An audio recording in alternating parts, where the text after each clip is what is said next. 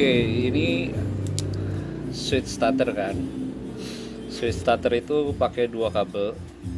Kabel yang kemana saya tidak tahu, tapi cara kerjanya adalah kalau ditekan maka dua kabel ini akan terhubung. Nah, pada modul starter dia kan ada dua kabel putih, satu kabel biru dan hijau, satu kabel merah.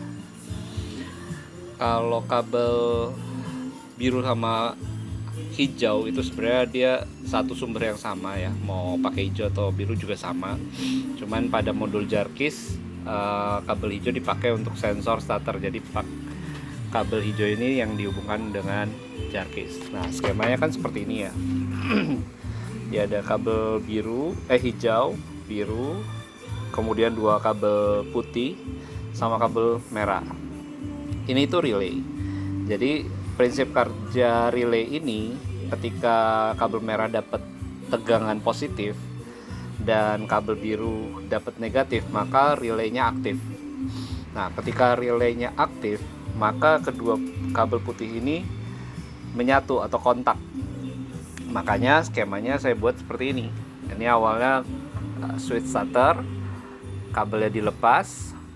Nah, kabel putih ini yang dihubungkan dengan kabel starter yang tadi sebelumnya. Jadi fungsinya ketika relay starter aktif, kabel putih ini akan menghubungkan kedua kabel starter ini kan. Jadi kan kayak fungsi bawaan dari motor.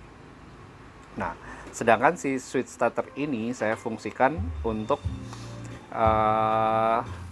sebagai sensor buat modul jarkis dan sebagai sensor untuk mengaktifkan relay.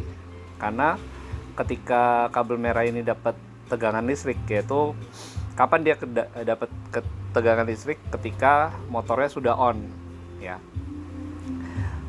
Ketika motornya sudah on, relaynya bisa aktif. Nah, ketika motornya belum on, maka saat switch di kontak ini hanya kabel hijau dan biru yang akan menerima massa ya. Massa seperti ini. Nah, jadi kabel hijau ini yang digunakan sebagai sensor untuk jarkis. Ketika tombol starter ditekan-tekan, dia akan mendapatkan sinyal massa. Nah, kabel hijau ini pun yang akan mengirim ke modul jarkis. Jadi pastikan skema pemasangannya sudah benar, itu ya.